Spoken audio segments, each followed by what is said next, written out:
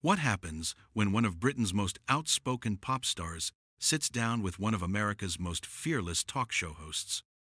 You're about to find out. And trust me, this is not your typical celebrity interview. Before we get into it, make sure you hit that subscribe button and drop a comment below telling me which side you're on after you hear this whole thing, because this conversation went to places nobody expected. Let's dive in. Robbie Williams walked onto the View set with that signature swagger he's known for. The audience erupted, and he waved, flashing that charming grin that's won over millions worldwide. He settled into the guest chair, adjusting his microphone as the applause died down. The panel sat ready, Joy Behar front and center with a stack of notes in front of her. Joy started things off with a smile. "So Robbie, welcome back to The View. It's been a while since we've had you here."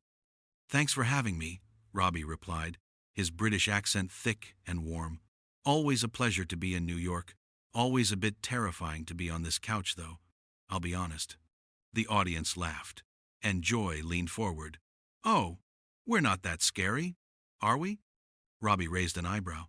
"Let's just say I've learned to come prepared when I sit down with you ladies. You don't exactly lob softballs." Joy chuckled. "Well, you know we like to have real conversations here. Speaking of which, you've just released your new album, and I have to say, some of the lyrics are pretty raw. You're talking about addiction, mental health, your struggles with fame. Why open up like this now?" Robbie shifted in his seat, his expression becoming more serious. "Because I think we're at a point where we need to stop pretending, you know? I spent years putting on a show, being the cheeky chappy, the entertainer, and behind all that I was absolutely falling apart. If talking about it helps even one person feel less alone, then it's worth it." "That's admirable," Joy said, but then her tone shifted slightly. "But some critics have said that celebrities talking about their mental health has become almost trendy. Do you worry that it's becoming, I don't know, commodified?" Robbie's smile faded a bit. "Commodified? That's an interesting word choice." "Well, you know what I mean," Joy continued. "Everyone's got a mental health story now. Every celebrity has a podcast or an album about their trauma. At what point does it become less about helping people and more about, let's be honest, selling records?" A murmur went through the audience. Robbie sat back, processing the question. "I think that's a pretty cynical way of looking at it, Joy. When I talk about nearly dying from addiction, when I talk about the days I couldn't get out of bed, when I talk about wanting to end my life, I'm not doing that to shift units. I'm doing that because silence nearly killed me." "I'm not saying your struggle isn't real," Joy replied, her voice firm. "I'm asking whether there's a responsibility that comes with these conversations. Because when you're Robbie Williams, when you've got millions of fans, your words carry weight. And I wonder if constantly talking about darkness, if making that the centerpiece of your art, might actually do more harm than good for vulnerable people." Robbie leaned forward now, his jaw tight. "So what are you suggesting? That I should just shut up about it? Keep smiling? Keep singing the fun songs? Pretend everything's brilliant?" "I'm suggesting," Joy said, "that maybe there's a balance. You've had an incredible career. You've brought joy to millions of people with your music. But lately, it feels like the narrative is all about pain and suffering. Don't you think there's value in also showing people the other side, the recovery, the hope, the joy?" One of the other hosts jumped in, trying to soften the moment. "I think what Joy is trying to say is that your fans love you and they want to see you thriving, Robbie." But Robbie wasn't looking at her.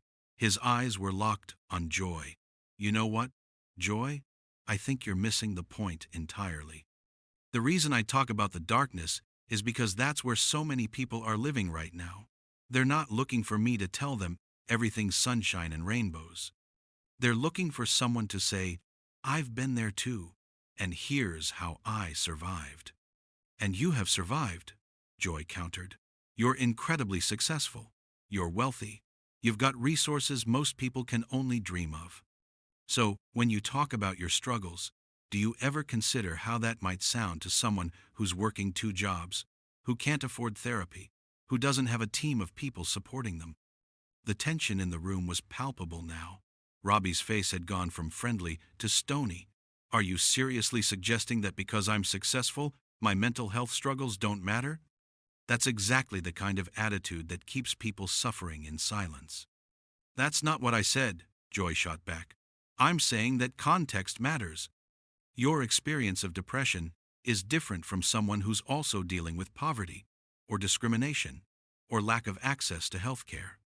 And when celebrities dominate the mental health conversation, it can sometimes overshadow the people who need help the most but don't have a platform. Robbie shook his head slowly. This is unbelievable. So because I've made something of myself, because I've worked my entire life to get where I am, I should just keep quiet about the fact that I nearly destroyed myself in the process? You can talk about whatever you want, Joy said. I'm just asking if you've thought about the responsibility that comes with it. Responsibility? Robbie's voice rose slightly. You want to talk about responsibility? How about the responsibility of the media, of shows like this, that spent decades building people up just to tear them down? How about the responsibility of everyone who profited off my breakdown, who sold newspapers and magazines with pictures of me at my worst? We're not talking about tabloids, Joy said firmly. We're talking about you and the choices you make about how to present yourself and your story. Another host tried to intervene. Maybe we should move on to talking about the tour. No, Robbie said, his hand up. I want to finish this. Joy, you asked me why I open up now. I'll tell you why. Because when I was at my lowest, when I genuinely wanted to die, the only thing that kept me going was knowing that other people had survived what I was going through. Not celebrities, not just famous people, but anyone who'd been honest enough to say, this is hell, and you can make it through. That's what I'm trying to do. Joy nodded slowly. And that's commendable, Robbie. It really is. But don't you see how it can also be seen as self-serving? You're promoting an album where you're talking about all of this. You're doing interviews. You're on talk shows. At some point, isn't it fair to ask where the line is between advocacy and marketing? Robbie stared at her for a long moment. You really think I'm using my trauma to sell records? I think the music industry is a business, Joy said simply, and I think mental health has become very marketable. I'm not saying you're insincere, but I am saying that we should be able to have an honest conversation about how these things intersect. Robbie ran a hand through his hair, clearly frustrated. You know, I came here thinking we'd have a real conversation, but this feels like you've already made up your mind about me. You've decided that I'm some cynical opportunist, exploiting mental health for profit. I haven't decided anything, Joy replied. I'm asking questions. That's what we do here. Right. Well, your questions feel a lot like accusations, Robbie said. And honestly, Joy, I'm not sure you understand what you're talking about. Have you ever dealt with addiction? Have you ever looked in the mirror and not recognized the person staring back at you? Have you ever had to rebuild yourself from absolutely nothing? The studio went quiet. Joy's expression hardened. I'm not going to get into a competition about who's suffered more, Robbie. That's not the point. Then what is the point? Robbie demanded. Because from where I'm sitting, it feels like you're trying to discredit my experience, because it doesn't fit into whatever narrative you've decided is acceptable. The point, Joy said, her voice rising to match his, is that we need to have nuanced conversations about these issues. We can't just accept everything at face value. We need to ask hard questions, even when they're uncomfortable, especially when they're uncomfortable. Robbie laughed, but there was no humor in it. Nuanced? You call this nuanced? You've basically spent the last 10 minutes telling me I shouldn't talk about my mental health because I'm successful and it might be good for my career. That's not nuance, Joy. That's judgment. I'm not judging you, Joy insisted. I'm examining the larger picture. No, Robbie said firmly. You're minimizing my experience. And you're doing exactly what I spent years having done to me, which is suggesting that my struggles aren't valid because of who I am or what I've achieved. One of the other hosts jumped in again. I think we're all getting a bit heated here. Let's take a breath. But neither Robbie nor Joy was backing down. They were locked in now, and everyone watching could feel it. Joy straightened in her chair, clearly not ready to let this go. Look, Robbie, I think you're being deliberately obtuse here. Nobody is saying your pain isn't real. What I'm saying is that when someone with your platform talks about these issues, it has consequences, and we need to be willing to examine those consequences critically. Robbie's eyes narrowed. Consequences? What consequences, Joy? That people might feel less alone? That someone might reach out for help instead of suffering in silence? Those are the consequences I'm hoping for. But what about the people who see you talking about your struggles and think, well, if Robbie Williams with all his money and success can't be happy, what chance do I have? Joy pressed on. What about the message that sends? That's ridiculous, Robbie said, shaking his head. That's not how it works. People don't look at me and think their situation is hopeless. They look at me and think, if he can admit he's struggling, maybe I can too. That's the whole point. You're assuming everyone processes it the way you intend, Joy countered. But the reality is, we don't know how these messages land. We don't know if we're helping or hurting. And I think that's worth considering. Robbie leaned back, his frustration evident. So, what you're saying is that I should stop talking about my experiences because they might, possibly, in some hypothetical scenario, make someone feel worse? That's your argument? I'm saying you should be thoughtful about it, Joy replied. I'm saying that just because something is authentic doesn't mean it's automatically helpful. There's a responsibility that comes with influence. And I take that responsibility seriously, Robbie shot back. More seriously than you apparently think I do. Every time I talk about this stuff, I'm careful. I talk about getting help. I talk about what worked for me. I don't glamorize it. I don't make it seem cool or edgy. I'm honest about how devastating it was. But you're also selling it, Joy said, and the bluntness of her statement hung in the air. You're packaging it, putting it on an album, charging people money to hear about it. How is that not commodifying your trauma? Robbie's face flushed red.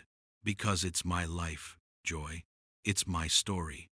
And yes, I'm an artist, so I express it through my art. That's what artists do. We take our experiences and we turn them into something that connects with people. That's not exploitation, that's expression. But where's the line? Joy pushed. When does expression become exploitation? When you're on your third album about the same struggles? When you're doing the talk show circuit? When you're selling concert tickets off the back of it? The audience was completely silent now, hanging on every word. Another host tried to interject. I think what's important is that Robbie is here. He's open, and he's clearly passionate about this. Robbie held up a hand. No, it's fine. I want to address this. Joy, let me ask you something. If I made an album full of happy, upbeat pop songs and never mentioned my struggles, would you accuse me of being inauthentic? Of hiding the truth? Joy paused, considering. That's different. How is it different? Robbie demanded. Either I'm honest about my life and you accuse me of exploiting it, or I hide it and I'm being fake. I can't win with you. You can win, Joy said. You just need to find a balance. You need to be aware of the impact your words have. I am aware, Robbie said, his voice tight. I'm acutely aware. Do you know how many messages I get from people telling me that my honesty saved their life? Do you know how many people have reached out to say that hearing me talk about my struggles gave them the courage to get help? And that's wonderful, Joy said. But do you also know how many people might hear your story and feel overwhelmed? How many might think that if someone like you, with every advantage, still struggles, then what's the point? That's not my story's fault, Robbie said firmly. That's a failure of the system. That's a failure of society to provide proper mental health care. You can't put that on me. I'm not putting it on you, Joy replied. I'm asking you to consider the full picture, to think about unintended consequences. Robbie shook his head vigorously. No, you're trying to silence me. You're using this academic argument about responsibility and consequences to suggest that I should shut up. And I'm not going to do that. Nobody's asking you to shut up, Joy said, her voice rising. I'm asking you to be thoughtful, to be aware, to consider that your experience is not universal. My experience doesn't have to be universal to be valid, Robbie countered. And it doesn't have to be universal to be helpful. People connect with specificity, Joy. They connect with real stories, real struggles, not with some sanitized, carefully curated version that's been focus tested to make sure nobody could possibly be offended or feel bad. I'm not talking about being sanitized, Joy said. I'm talking about being responsible. And I'm telling you that I am being responsible, Robbie insisted. What would be irresponsible is pretending everything is fine when it's not. What would be irresponsible is going back to the days when we didn't talk about this stuff at all and people just suffered alone. But we've swung too far in the other direction, Joy argued. Now everyone's sharing everything all the time. There's no privacy, no boundaries. And I worry that we've created a culture where suffering is almost celebrated, where trauma becomes currency. That's not what's happening, Robbie said, his voice incredulous. Nobody's celebrating suffering. People are finally being honest about it. There's a huge difference. Is there? Joy challenged. Because from where I sit, it looks like the more trauma you can claim, the more interesting you are. The more struggles you've overcome, the more compelling your story. And that concerns me. Robbie stared at her, shaking his head slowly. You know what concerns me, Joy? The fact that you're sitting here, on national television, questioning whether people should talk about their mental health. Do you realize how damaging that is? Do you realize that someone watching this might hear you and think, maybe I shouldn't talk about what I'm going through. Maybe I should just keep it to myself. That's not what I'm saying, and you know it, Joy replied sharply. Don't twist my words. I'm not twisting anything, Robbie said. You've spent this entire interview suggesting that my openness is somehow problematic. That by talking about my struggles, I'm being irresponsible or self-serving. How else am I supposed to interpret that? You're supposed to interpret it as a legitimate critique, Joy said, as questions that need to be asked. Just because something makes you uncomfortable doesn't mean it's not worth discussing. Uncomfortable? Robbie let out a bitter laugh. Joy, I've been uncomfortable my entire life. I've been uncomfortable in my own skin, uncomfortable with my fame, uncomfortable with my success. I learned to be comfortable with my discomfort. What I'm not comfortable with is someone suggesting that my honesty is somehow harmful. I never said your honesty is harmful, Joy protested. I said it needs to be contextualized. There's a difference. Contextualized, Robbie repeated, his tone dripping with sarcasm. Right. So every time I talk about my mental health, I need to provide a disclaimer? I need to make sure I'm hitting all the right notes, making sure I'm not being too negative or too positive or too anything? I'm saying you need to be aware of your influence, Joy said. That's all. I am aware of my influence, Robbie said, his patience clearly wearing thin. That's exactly why I talk about this stuff. Because I know people are listening. Because I know I have a platform. And I choose to use that platform to be honest, rather than to pretend everything is perfect. But honesty without wisdom can be dangerous, Joy said. And I'm not sure you're being as wise as you think you are. The other hosts were looking increasingly uncomfortable. One of them tried again. Maybe we should take a quick break and come back to this. No, Robbie said firmly, holding up his hand. I want to finish this. Joy, tell me something. Have you ever changed your mind about anything? Have you ever had a conversation where someone challenged your perspective and you actually listened? Of course I have, Joy said defensively. I'm capable of changing my mind when presented with compelling arguments. Well, I haven't heard you change your mind once in this conversation, Robbie observed. You came in with an opinion about me and my motives, and nothing I've said has made any difference. You've already decided that I'm exploiting my trauma for profit, and that's that. I haven't decided anything, Joy insisted. I'm asking questions. That's what journalists do, Robbie. We ask difficult questions. You're not a journalist right now, Robbie said quietly. You're a talk show host interviewing a guest. And there's a difference between asking difficult questions and being hostile. I'm not being hostile, Joy said, but her voice had an edge to it now. I'm being direct. If you can't handle direct questions, maybe you shouldn't be doing interviews. The air in the studio seemed to freeze. Another host quickly jumped in.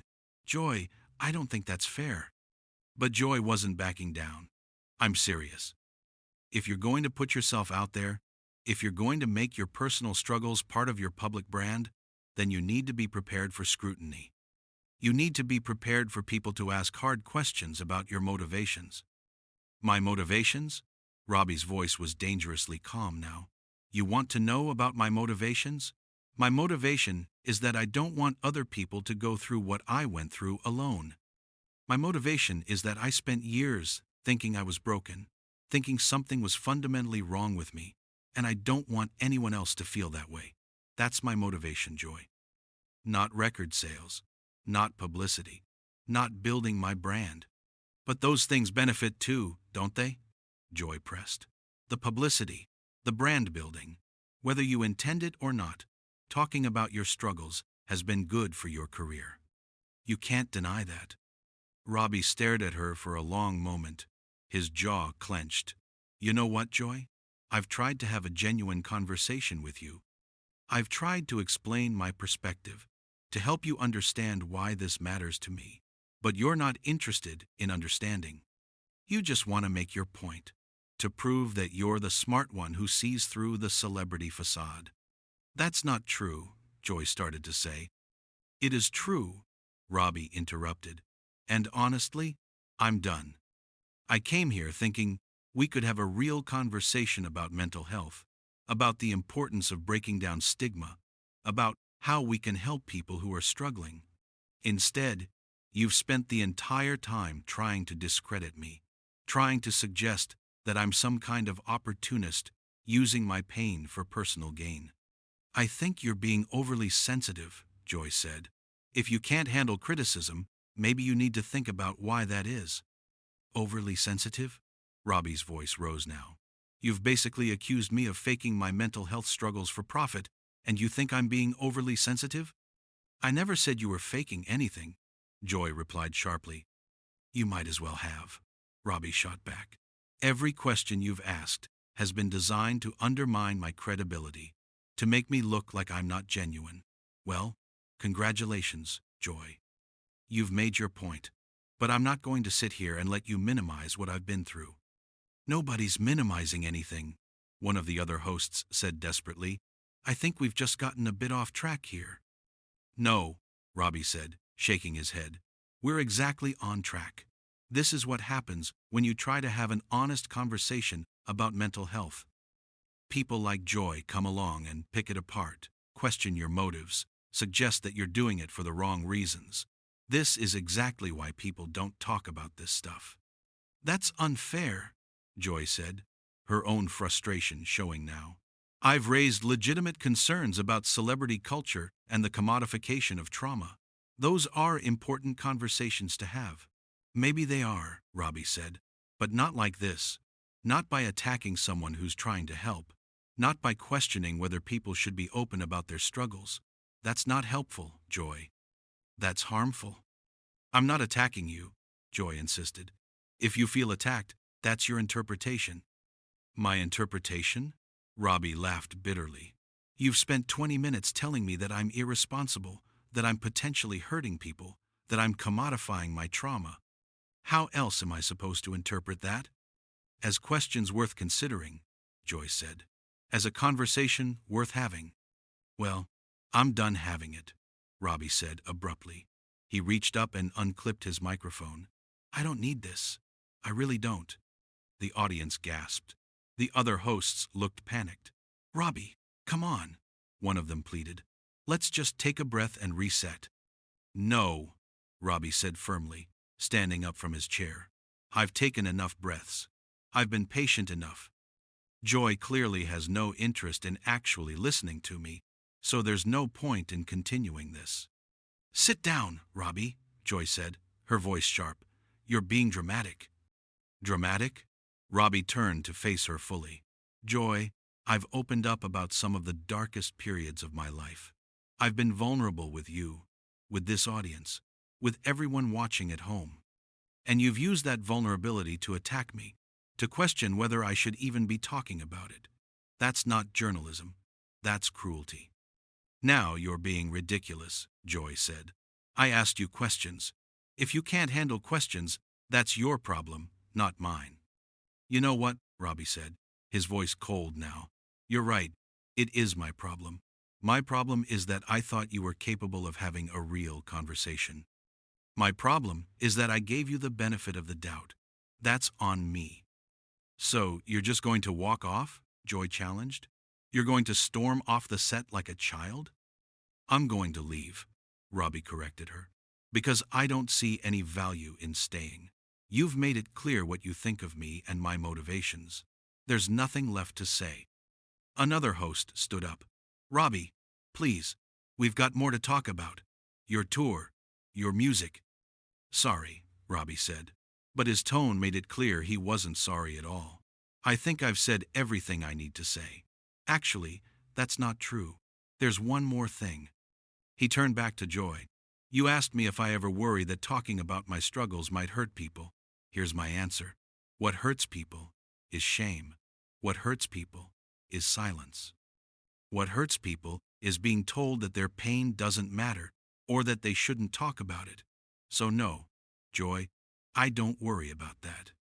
What I worry about is people like you making others feel like they should keep quiet. And with that, Robbie Williams walked off the View set.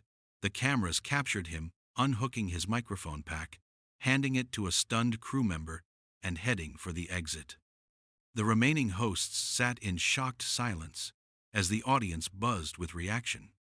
Joy sat back in her chair, her expression unreadable. Well, she said finally, I guess that's that. One of the other hosts shook her head. I think we need to go to commercial. As the show cut away, the footage of Robbie's exit would become one of the most talked about moments in daytime television history. The confrontation between the pop star and the talk show host sparked countless debates online about mental health, celebrity responsibility, and the role of the media in these conversations. So what do you think? Was Joy right to push Robbie on these questions? Or did she cross a line? Was Robbie justified in walking off? Or should he have stayed and continued the conversation? Drop a comment below and let me know where you stand. And if you want to see more breakdowns of the most explosive celebrity interviews and confrontations, make sure you hit that subscribe button. Thanks for watching, and I'll see you in the next one.